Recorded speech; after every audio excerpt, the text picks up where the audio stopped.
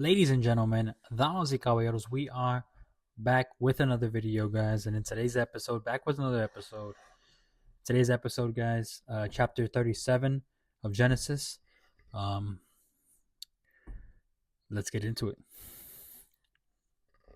So, a little recap of what happened in chapter 36. Remember, that was just giving us the lineages and the chiefs of the kingdom of Edom, Esau's family, his descendants, some of his sons' sons, some of the sons of the chiefs of the nations inside, or the villages inside the nation of Edom. So now we're here in chapter 37. So Jacob, who are also known as Israel, dwelt in the land of his father's sojournings, in the land of Canaan. So Jacob continued like his father Isaac, like his father, and like as like Isaac's father Abraham, staying in a land that wasn't his blood, in the land of Canaan. So this is the history of the family of Jacob. So remember, if we go back to his family, Jacob's children, Jacob. Let's see who's doing research. Who's the mother of Jacob? I'm sorry, who is the mother of oh no, wait, it doesn't make sense. No, it's later, it's okay. We're here. It's whatever. I'll test y'all later. I messed it up anyways. Y'all can see it. Okay, so we have Jacob. Let me zoom in. Bear with me. It's laggy. Okay, so Jacob, right? So this is the history of the family of Jacob. Now we know Jacob has his wife Leah, Rachel, Bilhah, Zilpah, and all his children. So Joseph, right? Joseph is the son of Rachel. Joseph, being 17 years old, was shepherding the flock with his brothers. He was a lad with the sons of Bilhah and Zilpah, his father's wives. So meaning as in, like, whenever Joseph was 17, it's like he was a lad, meaning as in like he was a young man, like the sons of Bilhah and Zilpah. And they don't directly say it, but maybe that could also mean that they were kind of young, they were kind of the same age sort of, and they were probably friends, and they hanged out, and they. But yeah, so he was a lad, like a lad, cool guy. So it says, and Joseph brought an ill report of them to their father. So I guess not, right? So maybe, I guess, when they're talking about lad, it's talking about similar age. But because it says Joseph brought an ill report of them to their father. So meaning as in, like, I kind of view it as two ways, right? He's hanging out with Dan, Naphtali, Gad, and Asher. It could be two things when we read that verse, right? When it says, and Joseph brought an ill report of them to their father. One, it's they did something bad, and Joseph told his father what they did. Or two, he didn't like them, and he just said a bad report about them to his father. I don't know. I lean more towards they probably did something bad, and he told it to him. So now it says, now Israel, or known as Jacob, loved Joseph more than any other of his children, because he was the son of his old age. And he made him a long robe with sleeves. So his dad had favorites. Joseph was his favorite, and he even made him a handmade robe with sleeves. But when his brothers saw that their father loved him more than all his brothers, they hated him for that, and could not speak peaceably to him. So the sons of Jacob could see that his father had favoritism, and it made them angry, made them mad, because everybody wants their dad to love them. I'm sure their dad did love them, but I mean, I don't know. I don't think their dad is making them robes like they did Joseph, like he did Joseph. So I guess uh it hurt them in their heart. Now Joseph had a dream, and when he told it to his brothers, they only hated him even more. He said to them, hear this dream which I have dreamed. Behold, we were binding sheaves in the field. Which sheaves, if you go over here, I took a little photo of it. It looks something like this. Bear with me, right here. It's like gathering of grain together. Okay. So he had a dream, and in his dream he told his brothers, we were binding sheaves in the field, and look, my sheaf arose and stood upright, and behold, y'all's sheaves, gathered around it and bowed down to my sheaf. His brothers said to him, "Are you indeed to reign over us, or are you indeed to have dominion over us?"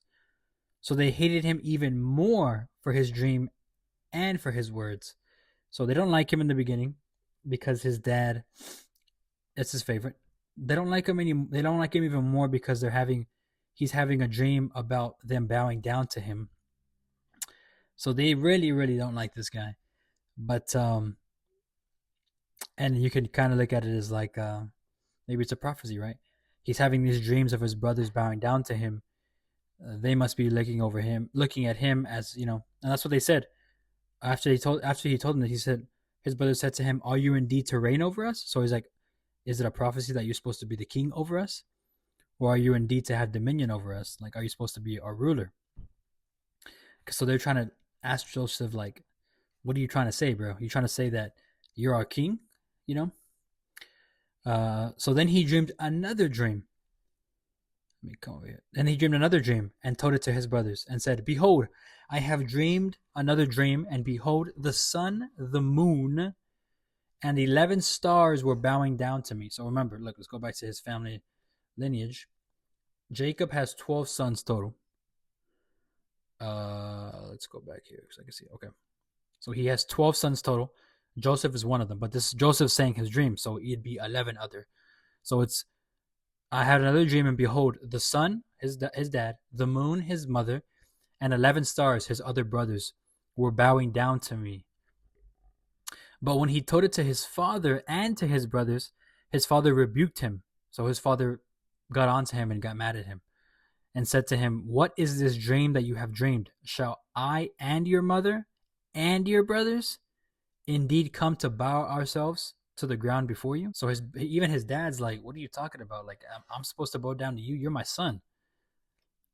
Is your mother supposed to bow down to you? She's your mother." And his brothers were jealous of him, but his father kept the saying in mind. So meaning, as in, like, his father just remembered. He kept that. He remembered what his son Joseph said, because so he's probably thinking about this, like, as in, like, what does this mean? Why does he have this dream? Why did he tell me this? Like, could this be a prophecy? And I kind of believe that because Jacob's more a type of guy like that. Remember, he's more of like a philosophical thinker, not a very not like a fighter or anything like that. Not like his brother Asu. So now his brothers went to pasture their father's flock near Sechem. Okay, so we know Sechem. Let me see if I have a good map. I have a good map here. Yeah. So here's Sechem, right? Here's Sechem, right over here. So they're taking care of the animal near Sechem. And Israel said to Joseph, "Are not your brothers pasturing the flock at Sechem?" So he's asking him, "Aren't your brothers supposed to be over there? Come, I will send you to them." And he said to him, "Here I am." So he said to his son Joseph, "Go now, see if it is well with your brothers and with the flock, and bring me word again." So he's like, "Look, I'm going to send you. Your brothers are in Sechem working on the animals. Go over there, make sure they're doing okay. Come back to me, report to me that everything's okay." Um, so he sent him from the valley of Hebron, and he came to Sechem. And a man found him wandering in the fields. So he was probably looking for them in the field. He's like, where are they at? But a random man saw him. And the man asked him, "What are you seeking? What are you looking for?" Trying to help him out. And Joseph said to him, "I am seeking my brothers." Joseph said, "Tell me, I pray you, where they are pasturing the flock." So he's saying, "Look, please, I pray that you can help me out. Where are my brothers at?" And the man said, "They have gone away, for I heard them say, 'Let us go to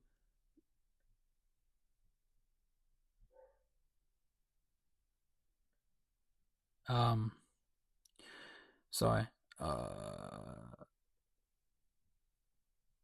and the man said, "They have gone away, for I heard them say, 'Let us go to Dothan.'" So Dothan is, I think I screenshotted it over here. Yes. Let's zoom in on this. So the Dothan, hold on. Oh, too much.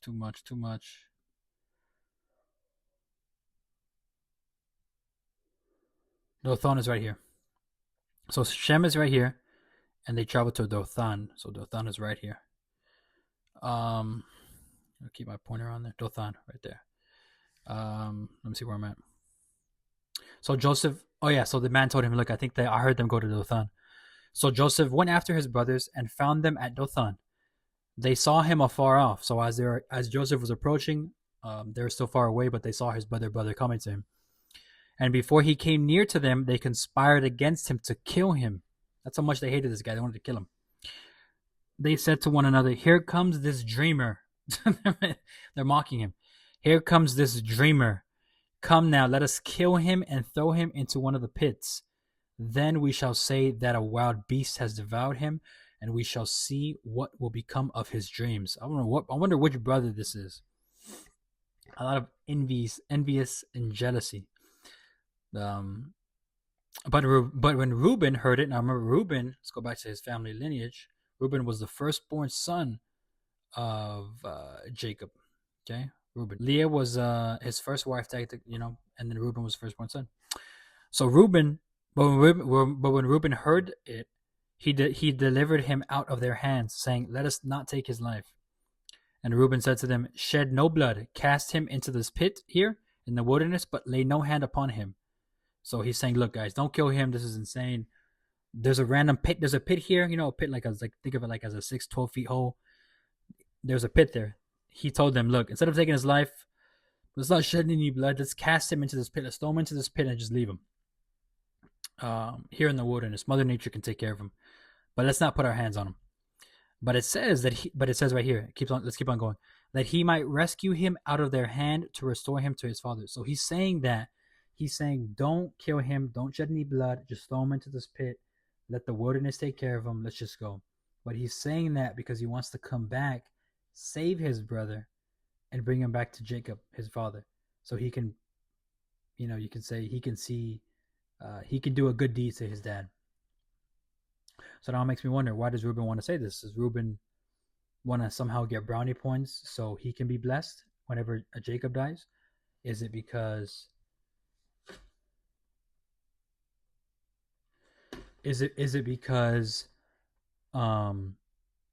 maybe Reuben's on the bad side of Jacob? Who knows? But yeah. So he's saying, look, he's telling his brothers, don't kill him, which is good, right? But he's saying, throw him into this pit, let's leave him. But he wants to come back and take the glory for himself, saying, look, I saved my brother.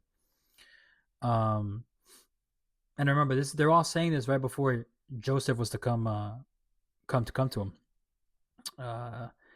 So when Joseph came to his brothers, they stripped him of his robe. Remember the robe that his dad made him? They took off his clothes, the long robe with sleeves that he wore, and they took him and cast him into a pit. So they did throw him. So they listened to his brother Reuben. They threw him into the pit, and the pit was empty. There was no water in it. So pretty much it was just an empty pile of dirt or a hole, and they just threw him in there.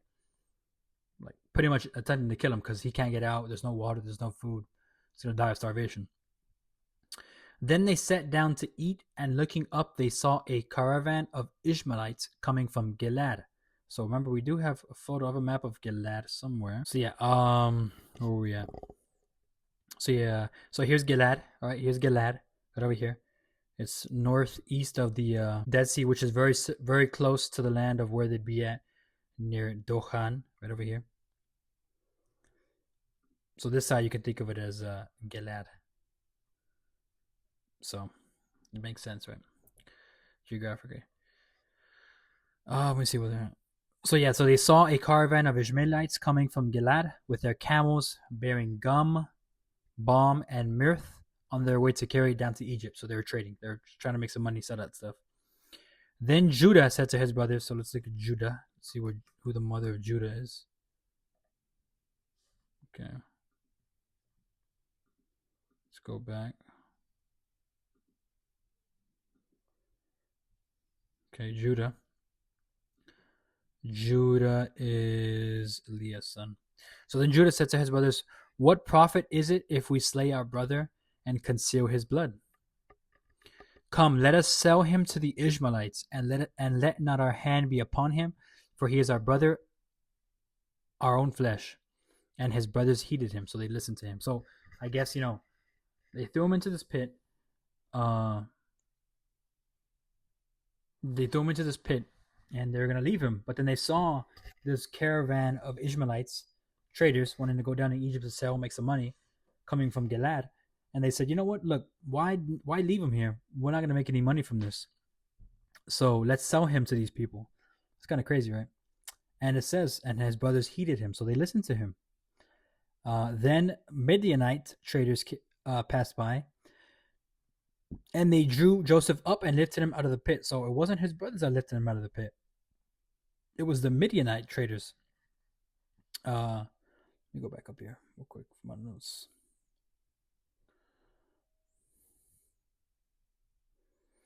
And also, hold on. I think I need to go back.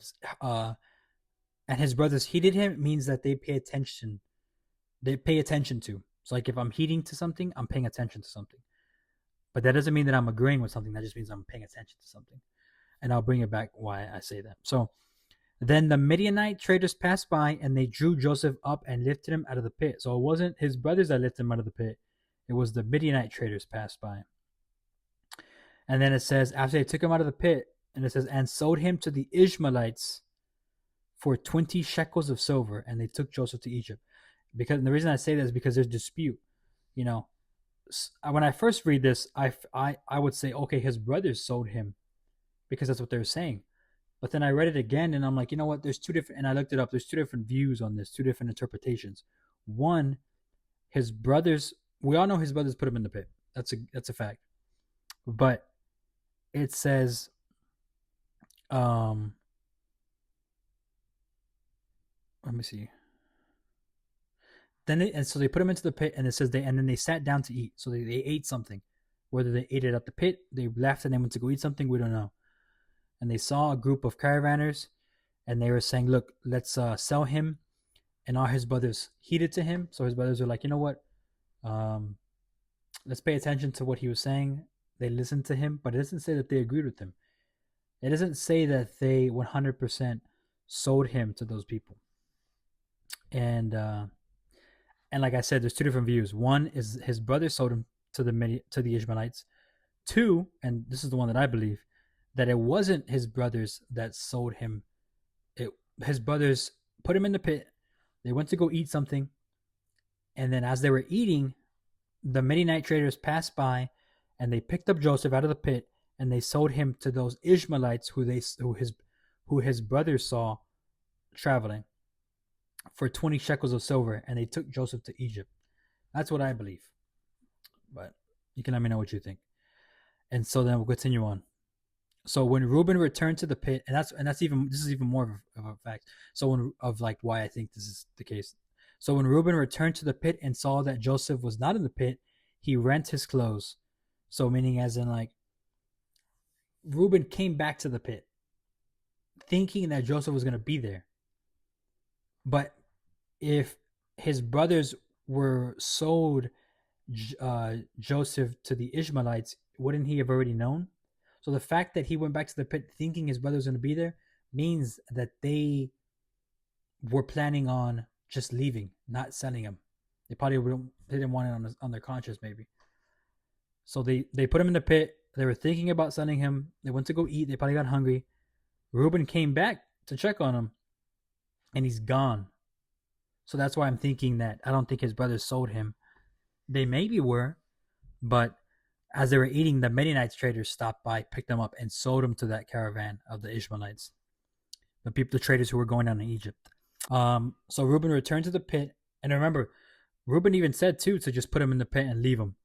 And Reuben in his mind said, "I'm going to come back and take all the glory for myself because I'll save Joseph and show him to my father.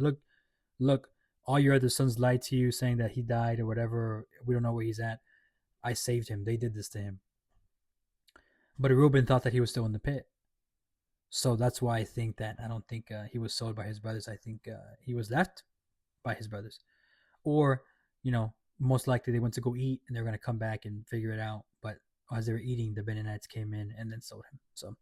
So regardless, we'll continue. So when Reuben returned to the pit and saw that Joseph was not in the pit, he rent his clothes. Let me see what the Hebrew Bible says for that right there. Let's go to 29.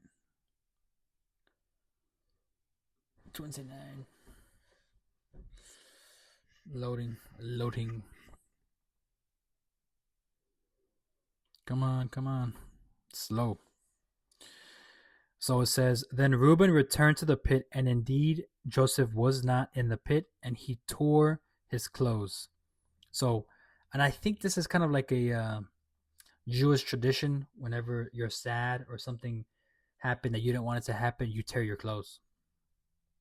And I'll add on to that later in the chapter. You'll see. So and returned to his. So after that, after he found out his brother wasn't there, he returned to his brothers and said, "The lad is gone, and I, where shall I go?" So he's probably like, "Look, Joseph's not there. What are we gonna do? Where are we gonna go?" A little bit scared, right?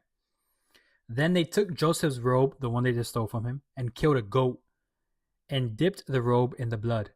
And they sent the long robe with sleeves and brought it to their father and said, This we have found. See now whether it is your son's robe or not." So their plan was, look, we're scared, we don't know what to do. Let's kill a goat. All that blood, let's soak it on the robe and give it to our father, saying that, like, he was killed. And so they gave it to their son. And it's funny because they knew that was his robe, but whenever they spoke to his father, they said, "Look, this we have found. See now whether it is your son's robe or not." So they're saying, "Look, we found this robe. Is it Joseph's or not? Can you figure it out? Because you're the one who made it for him. We didn't make it for him." So they're being deceitful, and he recognized it. So Jacob saw it and he recognized it and said, "It is my son's robe. A wild beast has devoured him. Joseph is without doubt torn to pieces." So he looked at the robe and said, "God, all this blood on this robe, he's dead. He has to be dead. It's too much blood. An animal must have gotten him whenever I sent him to go see them, or when I sent him to go check up on you guys." Then Jacob rent his garments, and so remember, Jacob tore his garments and put sackcloth upon his loins, and mourned for his son many days. So sackcloth. It's I think I have a photo of it here. Oh, it's right here. Yes, this is you can say this is actual Jewish tradition. Is whenever you're sad and you're mourning somebody or something, you tear your clothes and you put this sackcloth on. And it's to resemble, mourning, sadness. So that's what probably Jacob looked like. So let me see. And all his sons and all his daughters rose up to comfort him, but he refused to be comforted and said, "No, I shall go down to Sheol to my son mourning." And Sheol is the what would be called like the underworld, uh, where the world of the dead, where all people righteous and wicked would go once they die. So I guess there's a belief, maybe in Jewish tradition, I don't know, I haven't looked it up, but Sheol means as when you die, whether you're wicked or you're righteous, you go when you're dead. Um, it's like the underworld. And so he's saying, they try to help him, they try to comfort him. He said, "No, I shall go down to that underworld. I shall go down to go see him. I shall go down to my son," because he loved him so much, because that was his favorite son, you know?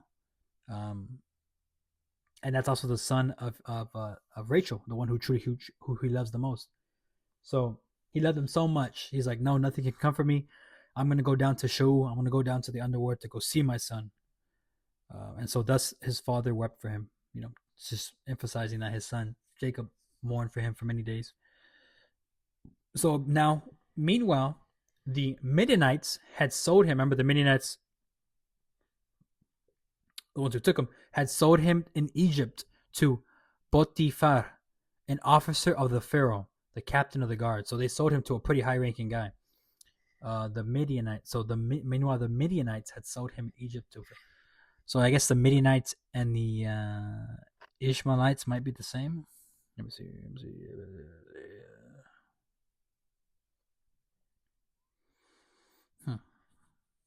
Yeah.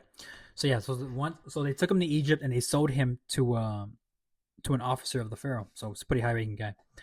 And yeah, that's pretty much it for the chapter. Pretty big chapter. Very intense chapter. A lot happened.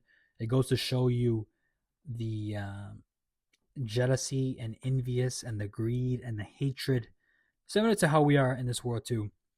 Because remember, this is thousands of years ago. About how Jacob's sons are all corrupted. All of them, I guess, Joseph, because I'm gonna assume that all 11 of his brothers went